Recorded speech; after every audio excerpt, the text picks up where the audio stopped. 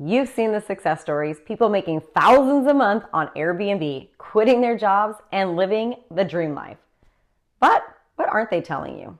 They're not telling you about the mistakes that can turn that dream into a nightmare. And trust me, I've seen investors make some brutal mistakes, buying into the wrong area, ignoring STR laws, underestimating cost, and even thinking Airbnbs run themselves. So today, I'm breaking down the top 5 biggest mistakes investors make when buying an Airbnb or short-term rental investment property, and more importantly, how you can avoid them. Stick around because these tips could save you thousands of dollars and help you make smarter investment decisions. So let's dive in.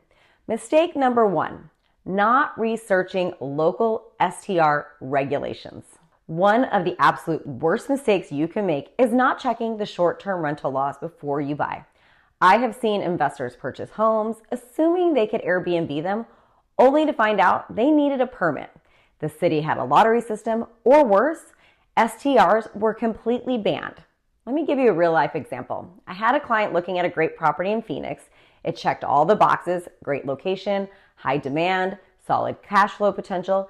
But after digging deeper, we found that the HOA had recently changed its rules to ban short-term rentals.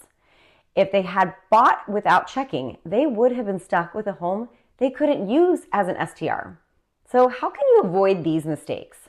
Check city and county STR laws before you even start looking. Check the local zoning office to confirm regulations. Read HOA rules in writing. Do not rely on a verbal "I think STRs are allowed." Keep in mind, laws can change. If a city is already debating stricter STR laws, be cautious. So here's a pro tip. Some cities allow STRs, but require them to be owner-occupied or have specific permits. If you're not careful, you might buy a home that only allows short-term rentals if you live there too.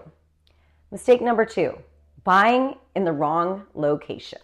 A lot of new investors pick STR locations based on where they'd want to stay. But that's not always where guests want to be. Not every Airbnb-friendly city is a good STR investment city. You need to be where the demand is high and year-round.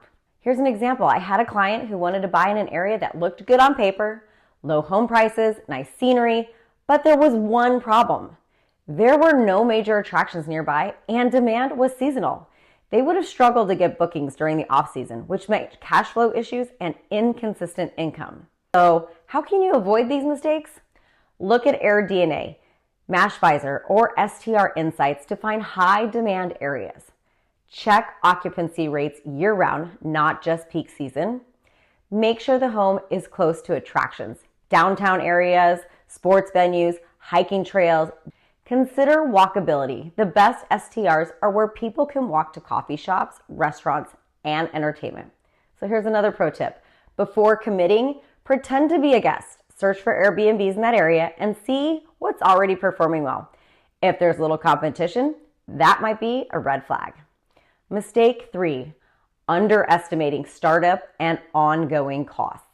A lot of people think an STR is just a mortgage payment and some furniture, but there's so much more to it. Here's what investors often forget: furnishings and decor. You need a fully stocked home, bed, TV, coffee maker, smart lock, security cameras, and high-speed Wi-Fi. Cleaning and maintenance. STRs get way more wear and tear than long-term rentals. Expect deep cleans, appliance repairs, and minor fixes constantly. Airbnb and VRBO fees. These platforms take a cut, typically 15 to 20% of your revenue. Utility bills. Unlike long-term rentals, you cover electricity, water, Wi-Fi, and streaming services. So how can you avoid these mistakes? Budget $15,000 to $25,000 for furnishing and startup costs. Set aside 10 to 15% of revenue for maintenance. If you're self-managing, account for your time, guest messages, issues, and restocking supplies take work. So here's a pro tip for you. The best STRs have high-end furniture and decor because great photos attract more bookings. Cutting corners will cost you long-term. Number 4, running the numbers correctly. Investors often assume a home will be profitable, but assumptions don't pay the bills.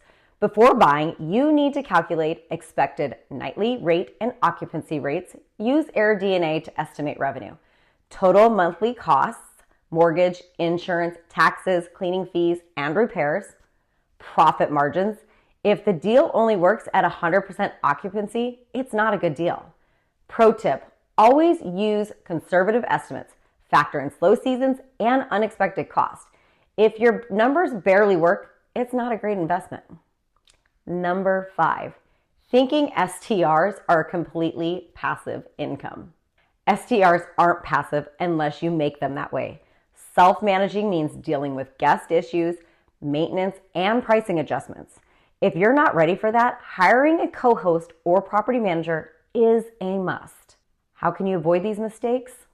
Automate guest communication with tools like Hospitable. Hire a co-host or property manager if you want to be hands-off. Use dynamic pricing tools like Price Labs to maximize revenue. So pro tip here is the best STR investors treat this like a business, not a hobby. And if you don't want to have the headaches, hire a co-host. There you have it, the top 5 mistakes investors make when buying an Airbnb investment property. Avoid these and you'll set yourself up for success and profitability. If you're thinking about getting into STRs, drop a comment below. And if you found this helpful, hit the like, subscribe, and turn on notifications so you don't miss my next video. See you next time.